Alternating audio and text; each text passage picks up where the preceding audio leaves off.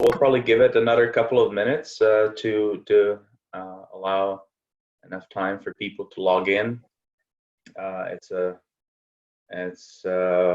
We're kind of treating it as a more of a lunch and learn, and we wanted to do it on a Thursday as opposed to Friday because we have a long weekend coming up, so we wanted to make sure that we allow for that as well.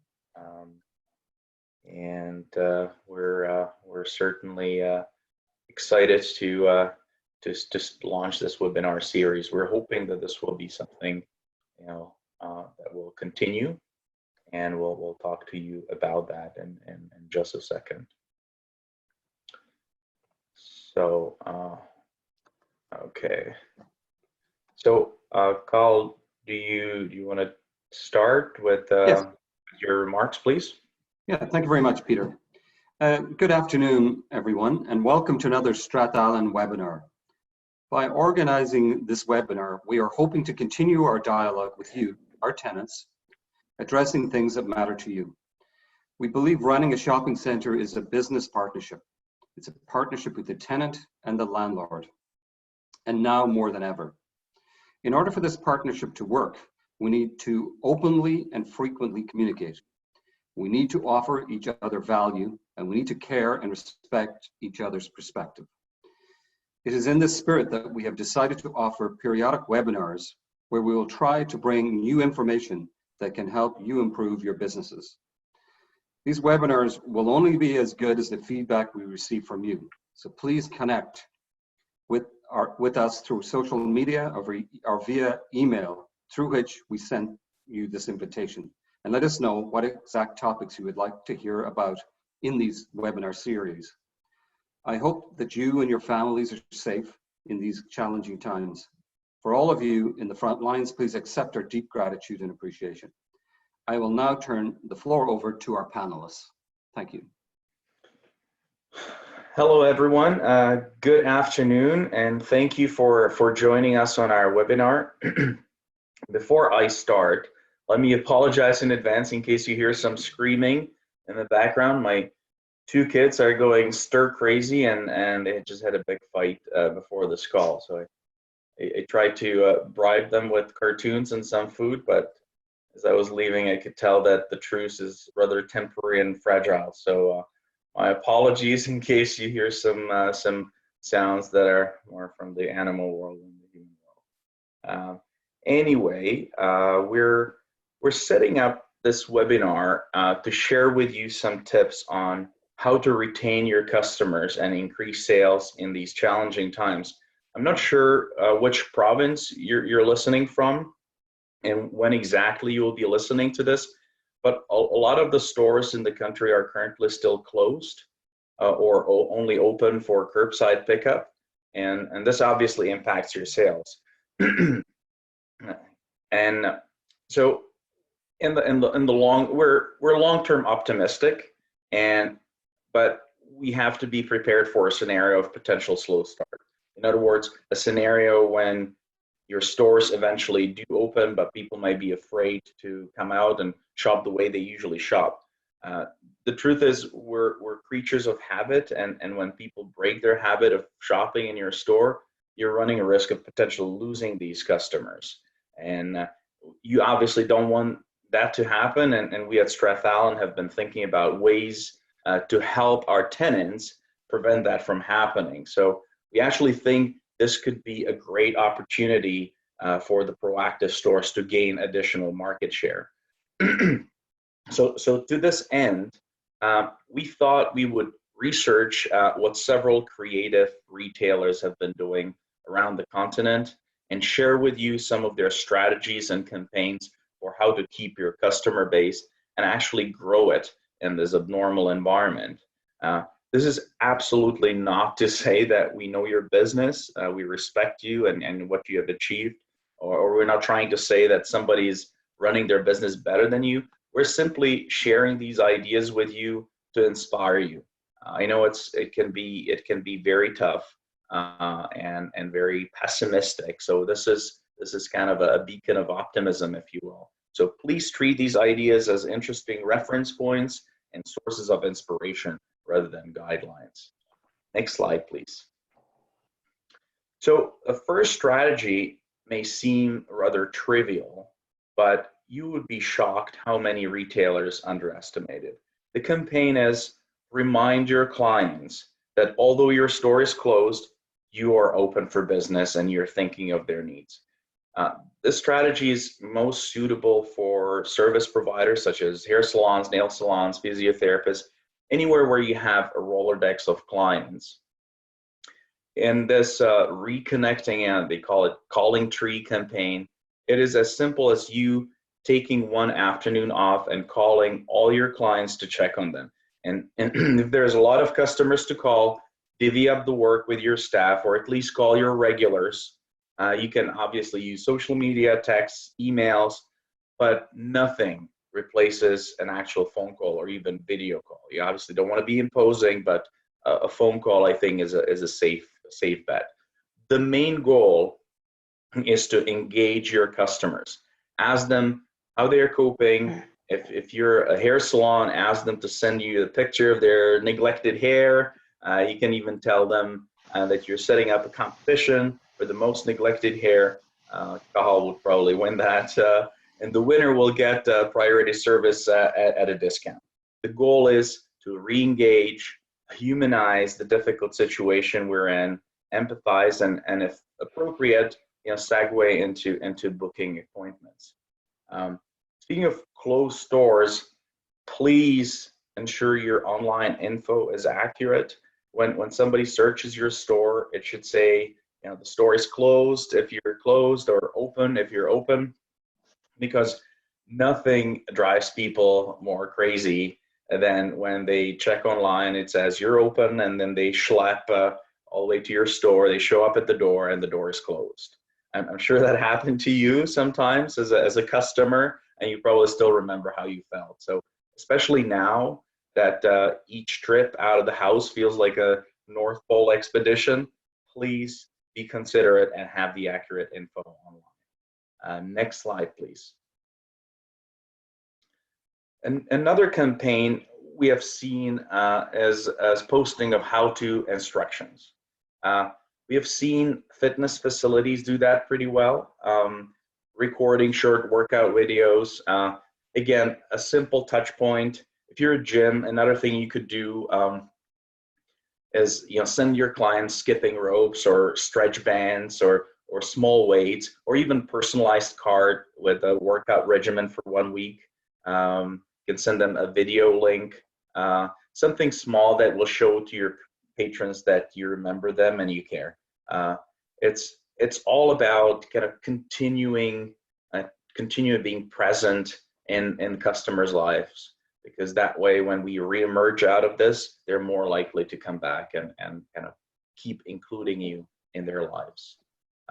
Another example of a successful how-to instructions campaign was this bakery in Chicago that it really took off. They had an Instagram and YouTube campaign called Inside the Oven. And it was very simple. They're showing people how to make cookies, but it had a mass following.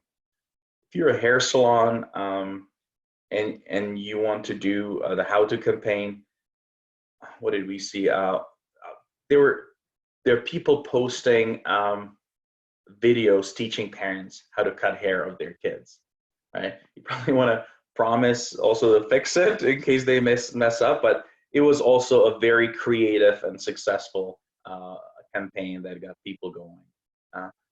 The point is, whatever you come up with, show your customers that you're thinking of them, that you understand their needs and their current situation, and you're here to provide them with your service even in these difficult times.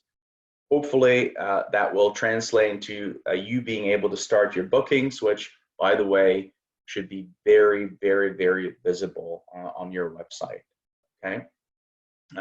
If you're a dentist and you want to re-engage your patients, in addition to making yourself available for emergencies, you can send your patients some how-to visuals regarding flossing and toothbrushing and oral hygiene techniques. What to do when you have toothache. I know our dentist in our neighborhood has just been running that campaign. once a week email, short, practical. Again, another touch point. You're part of their life. Ensure your booking system is available online, as there's surely going to be a pent-up demand. Next slide, please. Doing something good for the community is the next strategy for reconnecting with your customers. Obviously, do this with the true intent to help. It should not be self-serving, but I'm not going to lie to you, the public relations points coming out of these good deeds are quite amazing. What we're seeing across the board is there's a lot of community pride and willingness to support local businesses, especially if they're seen trying to help the community. So think about your business and see how you can support the frontline workers. The restaurants and grocers have been sending food because obviously everybody loves free food. But even if you're not in the food business, you can send discount coupons and a thank you card to the local police department or fire department or even the local grocery store for their workers. So things of that nature. In addition to the frontline workers, though, the other cohort that could really use our help are the seniors. And so as corporate citizens that we are, when you're putting together this goodwill campaign, think about your business and see what type of product you can deliver to seniors who are stuck in their retirement homes and cannot come out. And the beauty of this goodwill campaign is that such deeds can continue even after the COVID madness is over. It's let's say you're a hairdresser and just think of how many loyal customers you will get if, after it is safe to enter, obviously, you send one of your hairdressers to a senior's home to cut people's hair. The seniors will love you and will come to you after, and chances are the staff will as well. Next slide, please. The gift cards campaign to bring customers back is another strategy. For instance, we have seen fine dining restaurants delivering preset 3-course meals with a gift card attached to the delivery. The idea being that people come and visit and physically visit the restaurant when all is well. Based on the available stats, people who are bringing in a gift card spend well over the gift card amount. So it is a great win-win when you're trying to drum up some new business. You should reach out, by the way, to our shopping center marketing person to see what campaigns the shopping center you're in is running itself, so that you can participate. Mira will probably touch on that later on in the presentation. If you're a restaurant, by the way, you should start thinking, and I'm sure you already are, of the post-COVID environment, especially when it comes to the required social distancing measures. Because of these distancing measures, your seat count will be considerably reduced. There will be fewer tables allowed, so you should start thinking of how you can create more open space in your restaurants. Consider relocating or removing storage facility or any obstructions in your restaurant, because you will need more open space to spread out the tables and maximize the seat count. For the restaurants, I've listed a couple of websites I found quite useful, so check that out. It's restaurantscanada.org and canadatakeout.com. So if you have a moment, you're interested, please check that out. Next slide, please. The fifth campaign is geared towards family entertainment, the kind of the do-it-yourself family entertainment. The question you should ask yourself is, how can people use my product to entertain themselves while at home? What kind of kit can my business put together for families to work with while they're at home? It's another touch point, a reminder that to your customers that you exist and you want to continue being part of their lives, and you're trying to ease and improve their lockdown experience. That's what it is. And even after we start the gradual reopening, think of the context in which we're going to be. Think of the, I like to call it the summer camp effect. There will be a slew of parents who will want to do something with their kids. Kids are likely to stay at home over the summer, as they most likely won't go to the sleepaway camps. So there will be an army of kids and parents. So how can your business offer a fun destination to parents and their children? What kind of interesting and engaging fun activity you can set up to draw people to your store this summer? And as we are starved for entertainment, you can imagine all these events will get photographed and shared, and the organic popularity you'll get out of this will absolutely rock your world. Another idea to consider is, does your business lend itself to doing a virtual camp? Cooking camp, workout camp, doing your nails camp, or pet grooming camp, arts and crafts, whatever it is, doesn't even have to be related to your business. It could be just an hour, make it available for free. Again, the spin-off traffic and the word of mouth marketing you'll get out of this will be well worth it. People are totally starved from what we're seeing anyway, for coming out and having some experiences. Next slide, please. The use of video. I mean, it's no secret that we're all very narcissistic by nature. We love to be in the center of attention and have others admire the carefully selected portraits of our lives. So use that to your advantage and couple this human desire with to be seen with your business. Some examples I can give you. I mean, there was a pet store running Hug Your Dog Day campaign. They asked their customers to send a video of them hugging their dog. It created an opportunity to laugh and feel good, and made the whole, the store that was behind it really memorable. Right?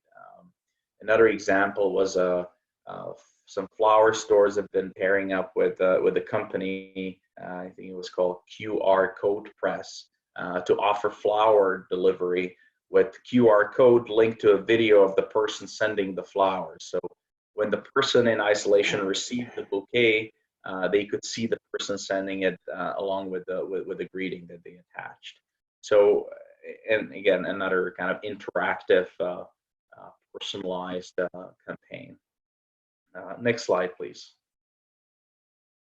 The virtual selling, if you're still closed, but even when you reopen, if you want to provide a brief highlight of your store, consider recording a virtual tour of your premises. Explain, reflect on, how your store is special. What's your real competitive advantage? Extend an invitation to people. Set up your YouTube channel. Send it to your typical customers, and ask them to share. Don't be afraid to be vulnerable in this, and say, look, I'm starting this. I'm trying to make this work. Please provide support. People I think will appreciate that, and they will help when they can. You may even want to record a sales pitch on specific products they're likely to attract customers, and you can actually record a customer making the sales pitch, right? That just turn it into a fun activity. We have seen some other examples of virtual interaction. Their gyms do a lot of that. Like the very popular one was virtual competitions. People on Zoom could see their sweating faces and they're doing push-ups or plank off or things like that. People are doing specific exercises together, and their private yoga classes. But we see some of the professionals kind of moving online as well, and kind of boosting their sales that way with consultations and examinations. There are many examples which will vary depending on your use, but the common theme is be front of mind, reconnect, show that you care and you're willing to provide value even in these challenging times, and people will remember that. You know, there's a lot of empathy built up in our society these days because everybody is suffering, and people will want to support local businesses, especially if they see that these businesses are trying to contribute and survive and do some good things. I will now hand over the floor to Mira, who will speak about social media and how social media can be used to amplify some of these campaigns. Thank you, Peter. Hello, everybody. I'm actually one of those parents that watched the videos of how to cut your son's hair, and his response was, "It's okay, mommy, nobody will see me anyway." So it was definitely more of a family experience than a beautiful haircut. So you were forgiven. I was forgiven completely. I had to buy a clipper and fix it after, but it's okay. So I would like to briefly talk about the importance of your digital footprint today, especially in times when digital is where your customers reside and spend their time and money due to the COVID outbreak. And I also would love you to take one thing from today and to be your guiding marketing principle during these challenging times, and hopefully after, as Peter said, it's very important to think about the post-COVID situation because this is the new normal in a way. And we'll talk about social media. As you all know, it's not just a cliche. It is where people spend their time. Some of them, they get the news, others get recommendations. They also shop for pets, sometimes even boyfriends. Everything pretty much is accessible at their fingertips. If you're not there, you're not necessarily in your customer's world. As Peter mentioned earlier, there are a lot of creative ways your business can pivot to engage with your customers. But I would like to touch upon the basics, but they're also the most important things. Facebook and Instagram are perceived as the most popular social media, and we highly recommend for a lot of the small and larger businesses to create accounts if you don't already have them. Make sure your accounts are also business accounts. To have a business account allows you to see more insights, how customers interact with the content you put up. It also allows you to advertise and boost your posts. Think of social as an extension of your brick and mortar business. If you're a business, you can do certain things differently compared to if you're an individual or sole proprietorship. The types of content, as Peter mentioned, and the quality of the visuals are extremely important. Back to Peter's examples earlier, make sure you have various content. Make sure it's authentic. The customers are becoming pickier because they're bombarded with so much nowadays. And the most important thing, it's been absolutely proven over and over again that customers want to see and engage better with information that benefits them. So it has to be related directly to them. And third, and of course, there are many other guiding principles, but we would like to emphasize the importance of corporate citizenship. There's a lot that could be said here, and we've already touched upon it, but it's very important for you to include the corporate citizenship as part of your social media strategy. The good corporate citizenship brands are perceived to be the brands of tomorrow. Now we'll quickly jump to the next slide, and we'll talk a little bit about the web. And the web is as vast as we can see, but there are a few very important key points that I would like to touch upon today. First of all, you need to optimize your website. If you have one, you have to make sure it's mobile. 80% of customers are looking on their mobile devices. Also, you have to ensure the descriptions of each of your pages are relevant and they're enticing. This is the little blurb that appears on Google, as you can see. There's a title, and then underneath is a very short description. If you have to capture the customer very quickly for them to click on your link. You also have to post new and relevant information because people nowadays are looking for new information. So you have to allow Google to crawl on your website and relate the search terms to your business. Keywords are another important part. Make sure you're drafting the content of your website with language that customers actually use. We quite often get caught into using our own real estate lingo, but this is not necessarily how our customers search in Google. A very good rule of thumb is to go on the Google search bar and just type your products or services, and Google will actually suggest a couple of options below. You can insert these keywords into the content of your website. Google also offers a Google keyword search tool, which is free for you to use. Another wonderful tool from Google, which is quite often overlooked by people, is Google My Business. This is, again, a free tool that appears on the right-hand side. As you can see, we actually posted one of our own retailers from Regina. They've done a wonderful job. So Google My Business allows you to post your business hours. You can post a short description. A lot of people don't even know, but you can post images, you can post promotions, you can post anything that you're doing. Make sure, again, it's relevant.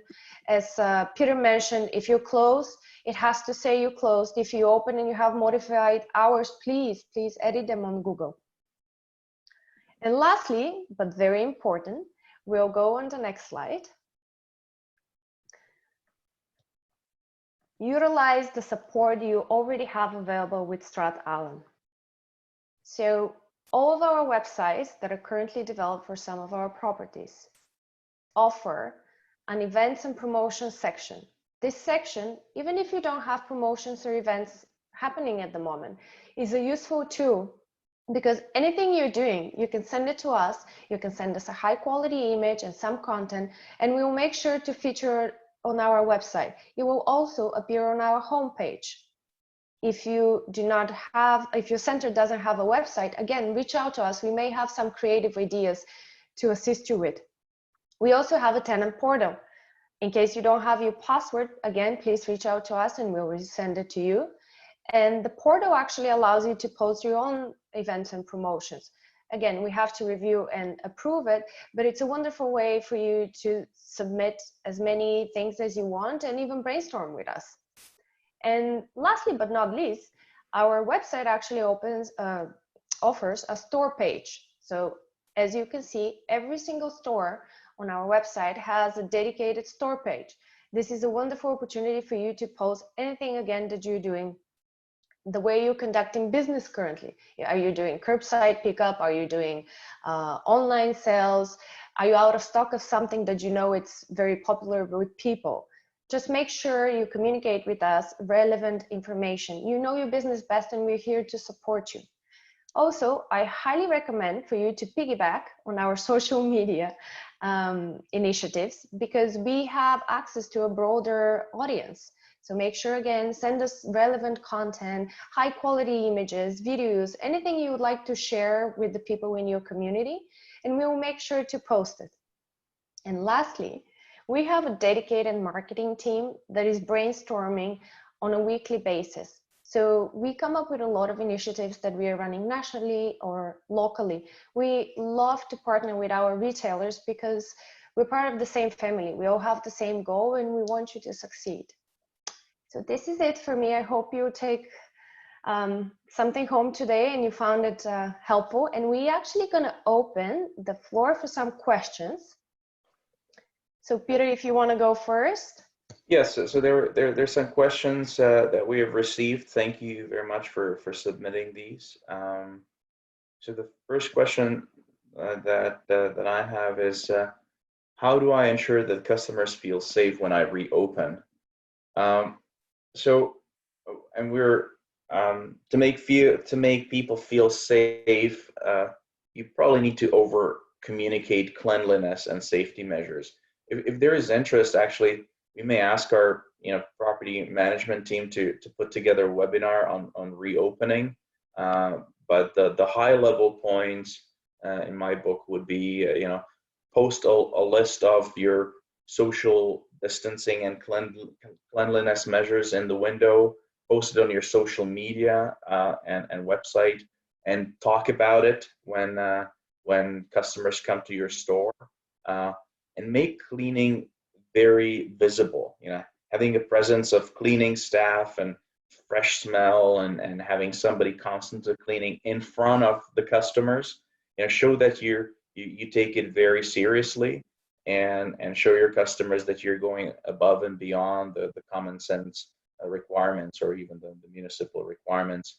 I'd also probably eliminate any kind of high contamination areas like buffets, open salad bars, place gloves or Lysol wipes close to the doorknobs and washrooms. I mean, we'll provide a comprehensive list of measures for tenants on our website, but pay attention to what what the grocers are doing. They have been doing this for a long period of time, and they've been learning as well. So pay attention to that. Mira, I have one that I think probably a lot of people are asking themselves. I can't afford a website at the moment. Do I really need one, considering I never had one? So I'm sure a lot of you have run their business very successfully throughout the years, but unfortunately we're entering an era where digital is a must. It's no longer an option. So, and everything we've seen across the country and everything that in the marketing trends and in business in general, we highly recommend for you to have a digital presence in the form of a website. And it doesn't need to be very elaborate or complex, but you should have one. And we recommend that you reach out to your local communities. Some governments are actually providing grants for people to move to digital. There are some initiatives and volunteers that are offering this to smaller businesses.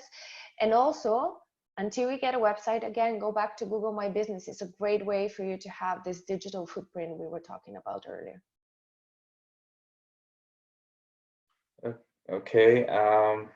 The next question we received was, with the added demand for curbside pickup, will you be able to add dedicated parking pickup spaces in parking lots to better manage distancing and customer experience?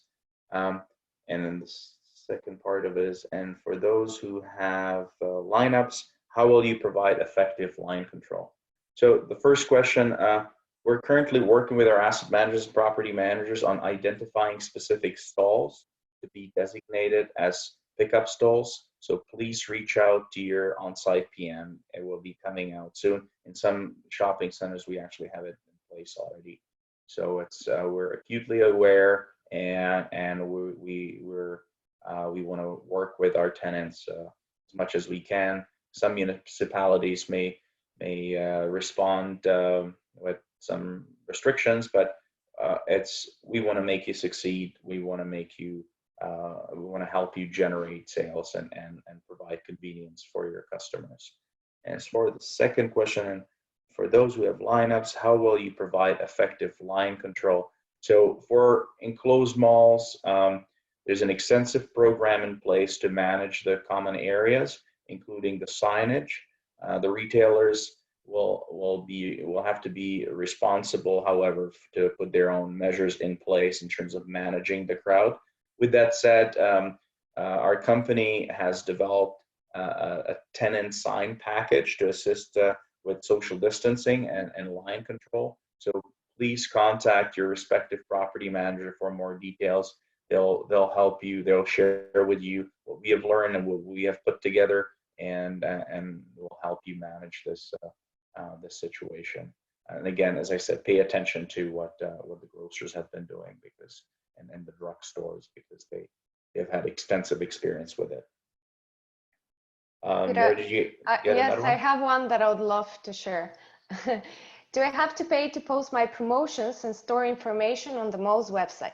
No, it's absolutely free as long as we receive high quality content. We really ask for high resolution images because it's a wonderful representation of your store. So no, you don't have to pay. Okay, I have another one which probably is hanging over a lot of people's heads. Just I'm concerned about my sales in the future with the changing ways in which people shop. What can I do to preserve and grow my sales? So, I mean, in addition to the campaigns we're talking about, you know, we're certainly experiencing unprecedented times. You know, the disruption is at least twofold. You know, one part is the COVID-related impact, and the other one is proliferation of e-commerce, and obviously the COVID only reinforces the latter, the e-commerce. People may be afraid to come out for a while, and they will do a lot of online shopping, but we're social creatures, and I can tell you we've been watching the evolution of e-commerce across our different types of assets, and we're seeing a strong role to be played by physical stores in the future as well, to the point that we're actually raising new fund to buy more properties if we can, because real estate is here to stay, and it's going to play a vital role. There's a reason why digital stores are opening physical stores.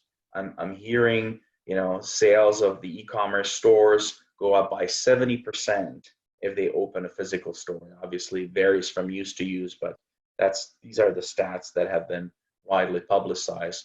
But I also think that, like, not to be complacent, the traditional brick and mortar stores need to improve as well. They need to appeal to their customers. They need to be more engaging. They need to improve the communication with their customers, and really work on the convenience of the offering as well. And that applies to both to you guys as a tenants, but also us as a landlord. And that's why we're planning on making some changes to improve convenience, such as the curbside pickup. And we want to hear from you. We want to start a partnership where we can hear you, more frequently, so that we understand what you're looking for, and we address it. Either we start a discussion, and obviously it translates into real changes, and the end result is better customer experience for your patrons. At the end of the day, as I said, people are social creatures. They want to interact. They want to touch, feel, smell things, and do it in person. So as long as you make them feel safe in your stores, and you provide an attractive experience and product or service, they will come. I think that's pretty much it that I have. Mira, is there anything else that you have that you would like to say or address? No, maybe we can just go to the next slide. We've provided an email address where we'll share topics, feedback, anything that you feel that we can provide in terms of information, entertainment, as Peter is really good. Yeah. So we hope that this was useful. Bottom line is, we appreciate you guys being our tenants. I mean, these are tough times, and we see and hear from you how tough the current situation is for you, and it's tough for us as well, because nobody's forgiving us, and the lender is not forgiving us any costs, and so we're absolutely in this together, and we're a lot of you, we see either closed stores or only partly open stores. I'm sure you're concerned about your future. So we want to support you, and we have the deferral programs. We're looking at the government abatement program as well. We're just trying to understand what the government is actually saying in that, because it's not clear, and we will participate in it if it makes sense. But as I said, we have to have a regard for our obligations, to the utility providers, to the service providers on sites, and to our lenders. So that's, we are trying to help, though, and we're trying to help also in a kind of non-monetary way, which is why we're conducting these webinars. And we want to share with you ideas that may help you boost your business. And as I said, we don't pretend to know your business, but we want to help you as much as we can, and be able to provide useful info that you want to hear about, because we had some ideas as to who to bring on the next webinars, and who the panelists should be, but whether it's from accounting or operations or real estate marketing, but ultimately we want to cover topics that are relevant to you. So please let us know on our Facebook account, or email us at the email address that you see there, leasing@strathallen.com. because we really want to create a business community that kind of thrives together. So thank you very much for your time. Keep well, wash your hands, hug your kids, and your dogs. and your dogs, and God bless you.